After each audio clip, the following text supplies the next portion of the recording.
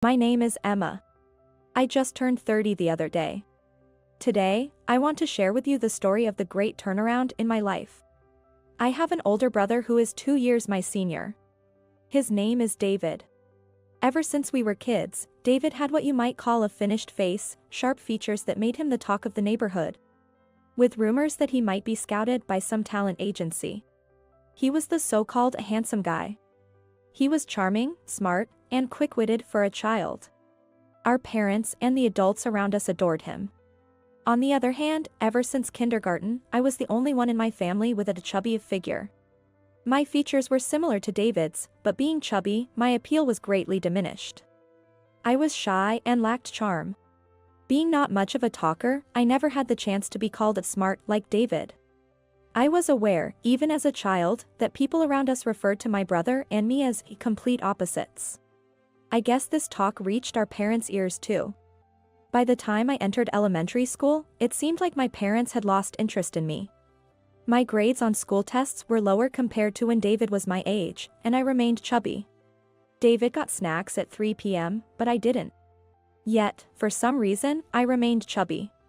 I remember my mother laughing and saying, "Really, you're so round and ball-like." As a child, I didn't quite understand and felt somewhat happy when she laughed, but now I realize I was just being made fun of. David got new clothes and shoes for various reasons, his birthday, scoring a goal in soccer club, and so on. In contrast, even though I was a girl, I only had hand-me-downs from David, even his shoes. I can't remember how many times I fell because the shoes didn't fit. The only thing that was truly mine was the backpack given to me by my grandparents before they passed away. It was my treasure. After a while, David graduated from elementary school and went on to a private middle school. He was accepted into a well-known school for his academic excellence, and our parents were overjoyed. Around this time, David, with his cute celebrity-like features, received offers to be a kid's model. As a result, my parents, especially my mother, frequently walked him down prominent streets like Rodeo Drive to show him off. It was like she was saying, "Look how cute my son is." Meanwhile, I never went out with my mother. Maybe I did when I was a baby, but I don't recall any such times after I became aware. Once, David said, "Next time, let's take Emma too." I think he realized, even as a kid, that I was being neglected by our parents. But my mother blatantly disapproved and just replied, "Maybe someday." David's considerate words didn't make me happy, instead, they only made me feel more miserable. Years later, I became a middle school student too.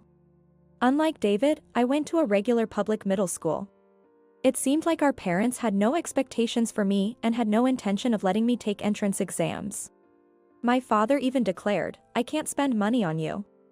I didn't necessarily want to go to a private school, but being told such things from the start made me feel like my life was being closed off. When I was younger, I vaguely thought, is this just how it is with siblings? I didn't know any different.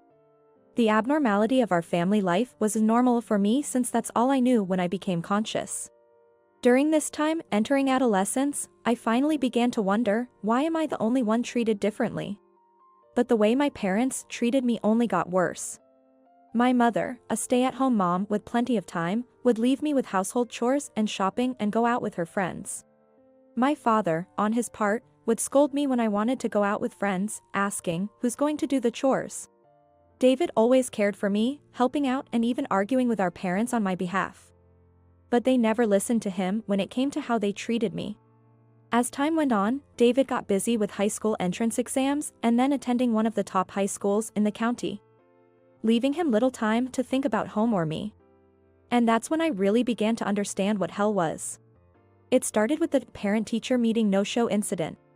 In any other family, parents missing a parent-teacher meeting would be a big deal.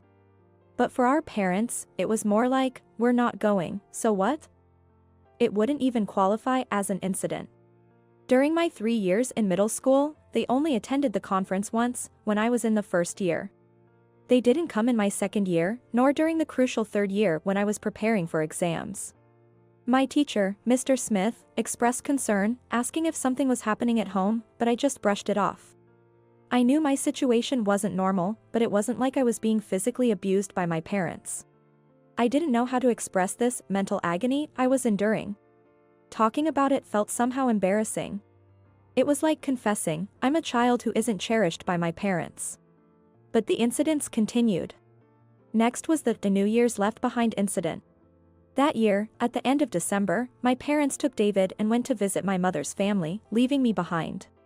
Until the previous year, I had always gone with them, but this time they said, "You're a student, stay home and study."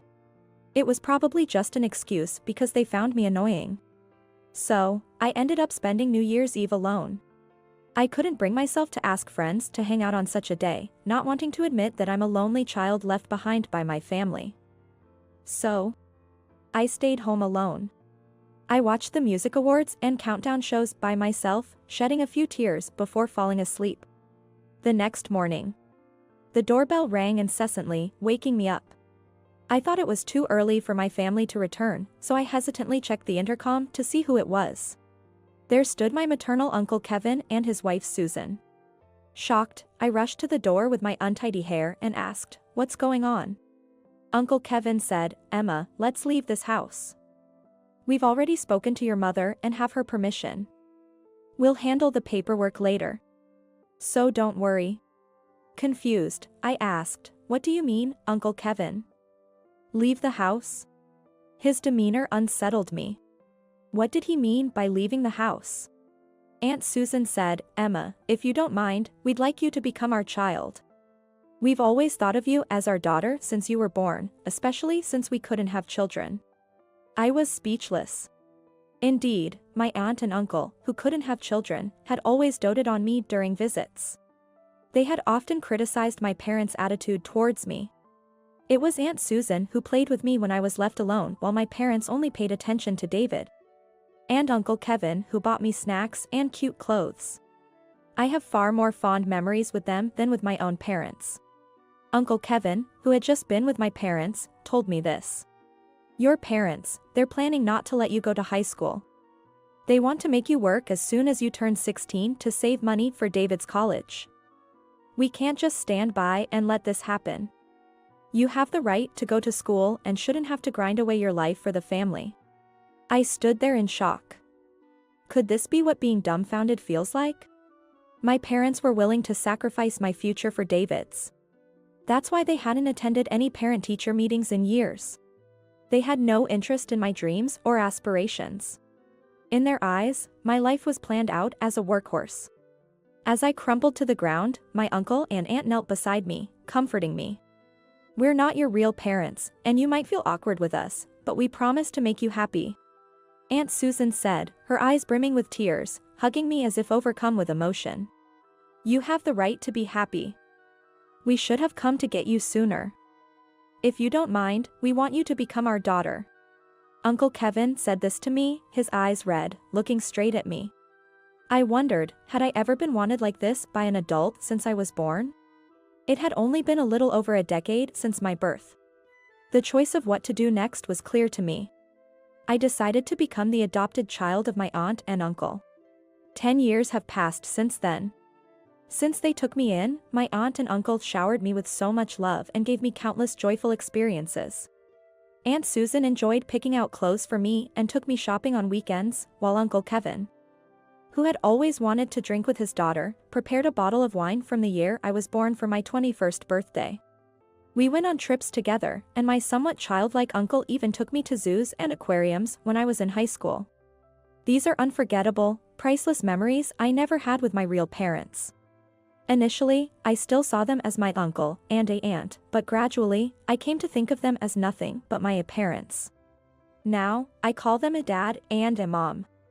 I heard that when my parents visited their hometown, my mother drunkenly said to my aunt and uncle, "Emma is hopeless in everything.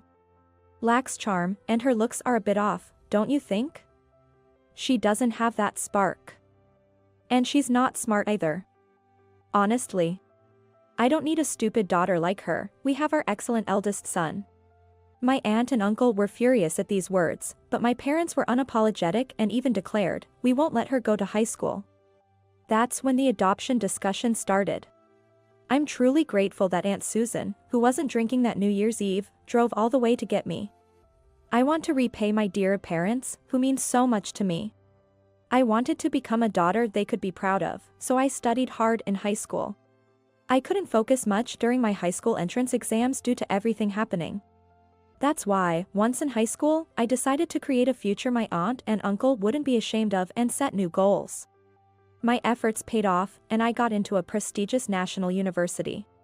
But that wasn't enough to show my gratitude to my aunt and uncle, now my dear parents.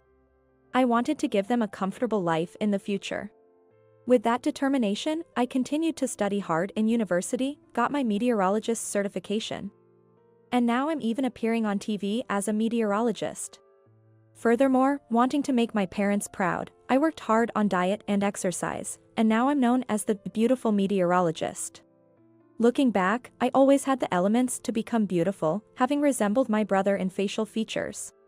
My aunt and uncle used to say, "We're proud of you no matter what," but now I feel I've truly become a daughter they can boast about. There's still so much I want to give back and so many thanks I want to express. Just when I was thinking this, my biological parents suddenly appeared before me. "Emma, oh, you've grown so much. You've become such a fine young lady." My parents, tears in their eyes, clung to me.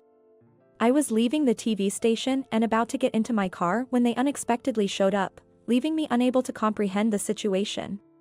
Honestly, it had been so long that I didn't recognize them at first. David said, "That's Emma on TV. I was surprised to see you've become such a beauty, and a meteorologist." "That's amazing." My father patted my shoulder as if to say, "That's my daughter."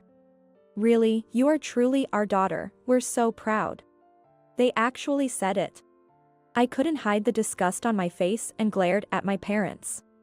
They seemed unfazed and kept pushing the conversation. Since we've finally met, let's go to the restaurant up ahead for a meal. You must be earning well as a meteorologist, right?" After all, what were they planning, ambushing me like stalkers? Asking if I earn a lot after suggesting a meal at a fancy restaurant made it clear they were just looking to take advantage of me. I won't let them leech off me, I need to send them away so they never want to meet me again. That's when a plan formed in my mind. This is a perfect opportunity. "Mom, Dad, I'm happy to see you. But I have another job today, so I can't go out to eat with you, sorry." Of course, there's no other job. The only plan I have is to give a fancy restaurant meal to my beloved aunt and uncle as an anniversary gift. Oh, that's too bad. I didn't miss the momentary clucking of my mother's tongue. "Would you mind giving me your contact information? I'm having a small party for my birthday with some people from the TV station. It's not big, but there will be lots of delicious food, and it's going to be fancy.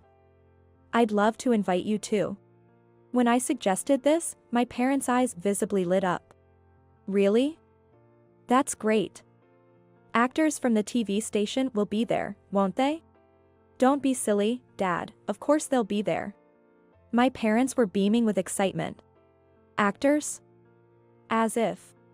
It's a small party for meteorologists, after all. Mainly newspaper and TV station staff. At best, some announcers and MCs will be the most glamorous guests." I smiled back at my parents' expectant faces and left with a "see you at the party." A month later, as planned, I rented a venue for my birthday party. It was a small event, but a considerable number of people gathered. My parents arrived, waving their hands and calling, "Emma." As if to say, "Look, we are this child's parents." It's really annoying. "Mom, Dad, welcome. Could you go to the dressing room right away? They'll do everything from your outfit to your makeup. The clothes you're wearing are nice, but they have brand clothes for rent there, so take this chance to enjoy the atmosphere." They were all smiles at my suggestion. So transparent. Completely overjoyed and showing off. Oh, I rarely get to wear brand clothes. I wonder if they'll suit me. You've put on a bit of weight. Stop it. I complimented them, saying, "You both are still young and beautiful, so anything will suit you." They nodded as if they had been waiting for those words. As a child, I couldn't understand my parents, always afraid of being disliked even more. But now, seeing them like this, they seem quite simple. They are the type of people who wag their tails at anything high-end, powerful, or beautiful. After getting their hair and makeup done, my parents returned to the party room, visibly delighted. My mother wore a light pink, shoulder-bearing miniskirt dress, the kind usually worn by younger people. It resulted in an appearance that was utterly nonsensical for her age. The sagging skin on her knees betrayed her age, impossible to hide. Dad chose a loud yellow and green geometric patterned tie with a bright red suit. In fact, he was the only one at the venue wearing such a flashy suit. Even for a casual dress code party, no one else would choose such a tasteless combination. The clothes, indeed brand name, were acquired from a second-hand shop. In fact, I had arranged everything. I told the makeup and wardrobe people, my parents are coming today, so please dress them in these. These are memorable outfits from when I was little, and we went to a family party. Of course, I have no such memory of going to a party with these parents. A little white lie. My parents, believing the outfits to be brand new, seemed quite pleased when I repeatedly assured them that they looked fitting. They are flashy, but if you say so, then it must be all right. They seemed to think. Once, my parents listened to everything my accomplished brother said, except when it concerned me. Now, their attention is directed towards me, their accomplished daughter. After a while, the party started, and as a party host, it was my turn to give a speech. Before going up on stage, I squeezed my parents' hands and said, I have a message for you two today, so listen closely, okay? My parents were surprised, what, and looked happily at me as I went up to the stage. Thank you all for coming to my birthday party. I want to take this moment to thank everyone who planned this party. My words prompted playful teasing from my friends, you're being too formal. You're not usually like that. Hearing this, I turned towards my parents jokingly and said, as usual. Today, my parents are here too, they are over there, I said, gesturing in their direction. And the lighting technician cleverly spotlighted them. Those are the parents who abandoned me in my teens, yet ambushed me after seeing me on TV, shamelessly trying to reconnect. The room buzzed with whispers at my statement. It's no wonder, as I hadn't shared much of my past with anyone except close friends. What are you saying, Emma? My mother stood up, and my father looked stunned. Those two compared me unfavorably to my talented brother since I was in kindergarten, oppressing only me. I didn't get snacks, only hand-me-downs from my brother. Even being treated like that, as a young child. I loved my parents because that's all a child knows. But in middle school, they pushed all the household chores onto me and even said they wouldn't let me go to high school. They never came to parent-teacher meetings. And then my aunt and uncle, worried about me, adopted me as their daughter. I'm usually very cheerful, if I do say so myself. That's because my aunt and uncle took me in and continually showed me with love that I wasn't a worthless child. Gaining confidence and overcoming my shyness, I was able to transform into a bright personality. So, my backstory came as quite a shock to the people at the party. Suddenly, I heard voices condemning my parents, that's awful, to come to your daughter's birthday dressed like that. My parents, unable to withstand the stares, hung their heads and trembled. But now, I'm thankful to those two. Because of them, I was blessed with my aunt and uncle, my truly dear parents. And I learned the warmth of a family. At these words, my parents looked at me as if to say, does this mean we're still important to you? I quietly smiled back at them. Max from Daily News, are you here? Please turn this story and the photos into an article. Consider it my birthday present. I called out to my acquaintance from the magazine, who had already taken photos of my parents. Wait, stop. Don't do it. Don't take pictures. My parents panicked, desperately trying to hide their faces. No decency even in the end. I shouted at them. When I was a child, no matter how much I pleaded to stop, you forced me to do things. You can't expect to get away with it now after doing that to me. My mother was teary-eyed at my rebuke. Please, I will apologize to you. If it gets published, both of us will be blamed. You wouldn't want that for your parents. Would you? I was astounded at her audacity. Do you really think I still consider you as my parents? You never raised me properly, abandoning all your responsibilities as parents. My parents are my aunt and uncle, they are the only ones who are truly my mom and dad. Don't ever involve yourselves in my life again. Before I knew it, tears filled my eyes as I recalled everything and my gratitude towards my aunt and uncle. Witnessing this, guests at the party forcibly escorted my parents out of the venue. It's over, truly this time.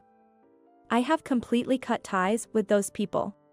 When I was a child, I cut ties with my family under the protection of my aunt and uncle. But this time, I was able to distance myself from those people with my own strength. I feel a sense of accomplishment and gratitude towards my aunt and uncle, and even though I'm teary-eyed at how much I've grown, I'm feeling incredibly refreshed right now. Afterward, when the magazine editor asked me, "Are you sure about this?" I said please do it, and they published an article about my upbringing.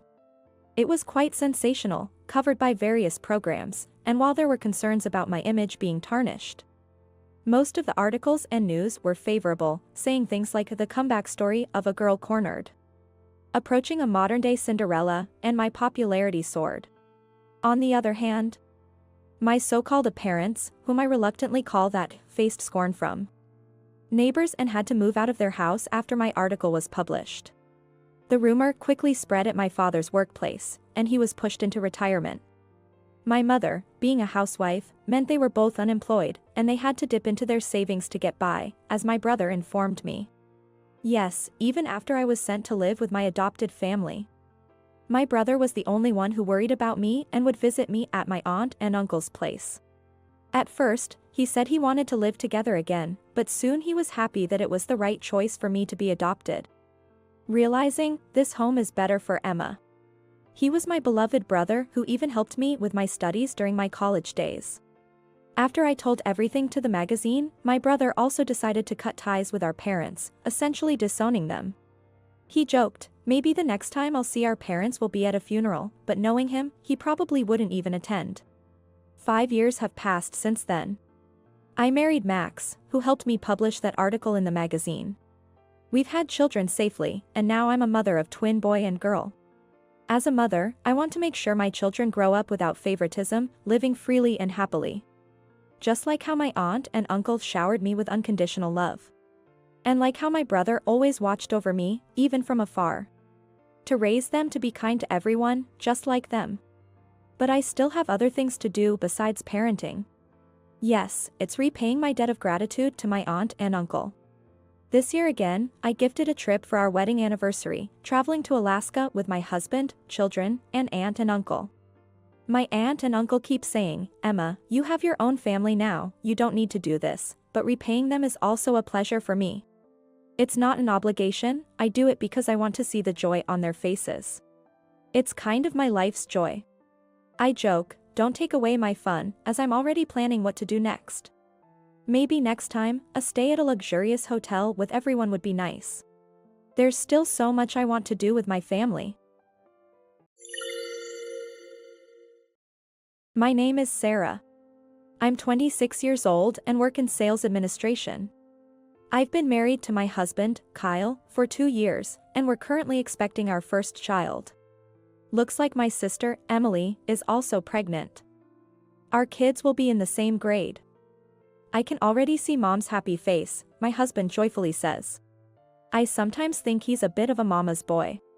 Well, my mother-in-law is quite warm and gentle, so I understand his fondness for her. Since my sister-in-law and her husband live with my in-laws, there's some distance between us, and so far, it hasn't been a problem. Or so I thought as I dreamed of a smooth-sailing life. At 9 months pregnant, my baby was diagnosed as breech, and considering the risks, I was advised to have a C-section. The thought of being cut open terrified me, but after Dr. Johnson explained the dangers of delivering a breech baby, I decided to go through with the C-section if the baby didn't turn around. I'm sure my husband feels the same way.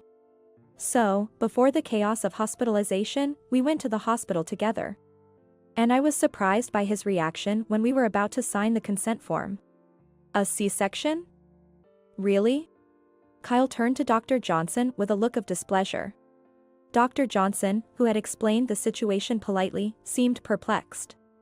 Why does it have to be like this? Well, because the baby is breech. It's dangerous to deliver normally. But dangerous. Isn't that just an excuse? C-section is quicker than normal delivery, right? You just want to take the easy way out. Don't be so lazy, he scoffed. My husband laughed through his nose, mocking me. To think he accused me of being pampered. How could he even think to say such a thing? What do you mean by that? Well, it's true. You're already deciding on a C-section even though the baby might still turn. That's just running away, he argued. But that's not the point. Illness starts in the mind, they say. By talking about a what-ifs now, you're just making it impossible for the baby to turn. Don't you get that? He said, sighing as if talking to a naive child. Sir, please consider your wife's feelings. She needs to prepare mentally for what's ahead, Dr. Johnson tried to reason. Kyle's expression remained unimpressed. It's easy for you to say. If she goes through with this, it's me who'll be embarrassed, not you. I'm her husband, he retorted. What? How can you say that to Dr. Johnson? He snapped back, it's because of something wrong with your body that the baby is breech. And now you're getting angry about it? Can't you just give birth normally like everyone else? What does he mean by normally? I was stunned by his words. Isn't it normal for parents to want their child to be born healthy and safe? If you're really going through with this C-section, consider it as grounds for divorce, he said, pushing the consent form back. Not even saying goodbye to Dr. Johnson as he left. I don't think C-section is something to be ashamed of. I've heard that 1 in 4 women give birth by it. It's my husband's outdated views that are the problem. I tried to explain it to him several times. But he kept saying things like, kids born by C-section miss out on the tough journey, so they become wimps. Or you only truly feel love when you endure the pain of childbirth. You won't be a proper mother. His prejudices were just too irrational. The baby remained breech until the 10th month of pregnancy. I can't wait any longer. Sign the consent form, I urged. What? If you do, we're getting a divorce, he threatened. He thought I would back down at the mention of divorce, but I had already made up my mind. A man who can't prioritize the safety of his child has no right to be a father. I snatched the consent form and told him to divorce. Fine, let's get divorced then. My ex-husband, wide-eyed at my sudden words, muttered, "You're going to regret this," as he agreed. On my way back to my parents' house, I called them about the divorce. My parents seemed surprised to see me return so suddenly, but they comforted me after hearing the story. The next day, feeling a bit down about having to discuss alimony and child support later, I received a call from my ex-husband. I ignored it a few times, but eventually answered due to the persistent ringing. He sounded almost tearful, saying, "Help me." It was strange that he was reaching out so soon. When I listened, he explained that he had been attacked by sudden, excruciating pain since the morning, thinking he was dying. He groaned with stabbing pain, made a mess diving onto the dining table, and couldn't find any painkillers. He even cursed my absence. But eventually, he couldn't endure it anymore and called an ambulance himself. At the hospital, he was diagnosed with kidney stones and prescribed pain medication. He said he was now home, discussing hospitalization options with his family. Oh, really? I couldn't help but feel cold about it, thinking if the painkillers were working, he should be able to manage. Kidney stones usually pass naturally, right?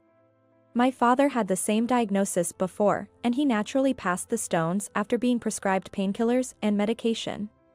Well, that's possible, but... My ex-husband's response was hesitant. The stone they found must have been relatively small. In that case, medication and observation would be possible. It hurt unbelievably. If I had surgery, they'd just break it up with a laser, and it would be over quickly.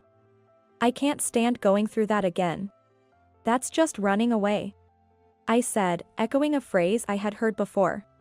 What? Don't look for the easy way out. Endure it. It might pass naturally. And what if it doesn't? Don't talk about what-ifs. Illness starts in the mind, right? If you don't believe it won't happen, I replied. I couldn't help but laugh. My ex-husband fell silent and hung up the phone. Sometime later, I gave birth to a lovely baby boy. His name is Ethan. I felt relieved to have chosen a C-section when I heard his umbilical cord was wrapped around his neck. I hadn't heard from my ex-husband, but one day, my former mother-in-law called. "Sarah, I heard from Kyle that you're separated now?" Her tone was not accusing, but rather worried. Apparently, my ex-husband had relied entirely on his mother for hospital preparations and all the arrangements. When she entered the house with a key he gave her, she screamed, thinking burglars had been there, due to the mess. Kyle won't explain anything clearly. "He just keeps insisting that it's all Sarah's fault for leaving," she said. I explained the situation to her. The prejudice against C-section, the slander towards me, and why I had to go back to my parents for the birth. When I mentioned I had filed the divorce papers, she seemed lost for words. I was nervous about what she might say next, but then she said, "I'm so glad the baby was born safely. It's all thanks to you, Sarah. Thank you so much." She didn't bring up my ex-husband's mistakes, and I chose not to mention them either. "Would you mind if I meet Ethan? I would come to you, but Emily is about to give birth, and I can't leave. It's my first grandson, after all. Is that okay?" Feeling a bit overwhelmed by her earnest request, I nodded. When Ethan and I visited my former in-law's house, my former mother-in-law greeted us with a beaming smile. My former father-in-law, a large man, peeked out from behind. "Welcome, Sarah. And this must be Ethan. What a cutie." "Right. Yes, come on in," he said, blushing and inviting us inside. The living room I was led into had a warm and friendly atmosphere. But then, someone emerged from the back, completely ruining that mood. "Hey, Sarah. How dare you show your face here so brazenly?" It was my ex-husband, whom I hadn't seen in a long time. Was I tricked into coming here? I glanced at my former mother-in-law, but she said nothing. "You dumped all the hospital care on Mom and completely neglected the housekeeping. And you still call yourself a wife? You ran back to your parents, but just because you had a child, it doesn't make everything okay. Just because I had a child. You look so nonchalant. You went through with the C-section after all, even though I strongly opposed it. You just took the easy way out. If the kid turns out spineless, it's on you. You're a disgrace as a wife." His words were as outrageous as ever. "Sorry to burst your bubble, but I'm not your wife anymore. I filed for divorce the day I left." "What? Don't mess with me, I won't accept this." Just as my ex-husband raised his fist and yelled, a calm voice from my former mother-in-law said, "Enough of this." In a suddenly gentle tone, my ex-husband said, "Of course, Mom, you're right. She's just a failure of a woman." My former mother-in-law, squinting her eyes as if to say don't say another word, sharply retorted. "I told you, Kyle. Apologize to Sarah. I'll only accept an apology from you." Her calm tone surprised even me. Mom?" My ex-husband was flustered. "Sarah, I'm truly sorry. I failed in my upbringing. I was foolish, not believing everything was true.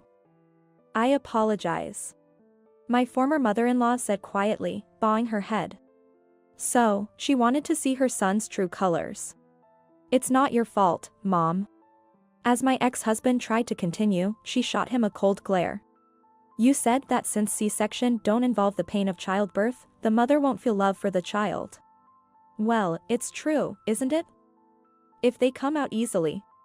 How can you think that being cut open doesn't involve pain? Childbirth doesn't end at birth. From that moment, you start raising them with all your might. The wound on the stomach hurts, throbs. Just smiling at the cuteness of your child can cause sharp pain.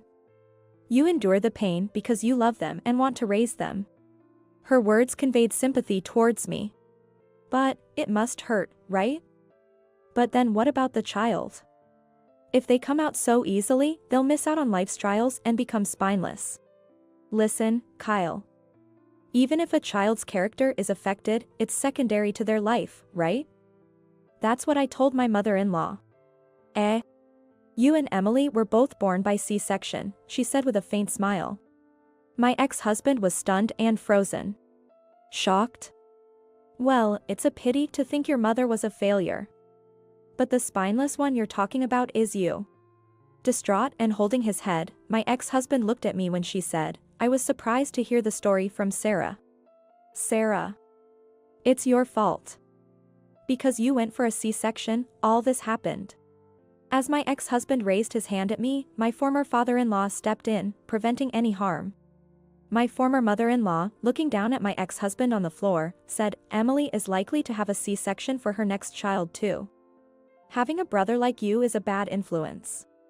Emily too. Apparently surprised, possibly due to his sister complex, my ex-husband turned pale. A husband who can't respect women is truly worthless. She snapped and then, as if to say this conversation is over, signaled to my former father-in-law with her eyes. He silently grabbed my ex-husband's arm and dragged the screaming man to the front door. Unable to resist his large father, my ex-husband was thrown out of the house. A husband who doesn't cherish his wife is really the worst. My former mother-in-law smiled sweetly. It was her usual, charming smile. The financial arrangements for the divorce were all handled by my former mother-in-law with the satisfactory result of receiving plenty of alimony and assurances that child support would be paid. Would it be okay to see Ethan sometimes? She asked. Realizing her intentions, yet having become friends with Emily, I replied, of course. My ex-husband's disownment hadn't been lifted.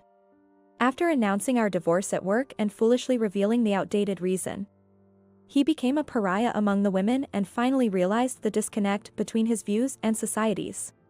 Honestly, I was astounded that he hadn't realized it even after what his mother said. Constantly pestered by my ex-husband for a reconciliation, I offered him just one piece of advice. Kidney stones can recur, you know. I advised him to watch his diet and then sent that text before blocking him.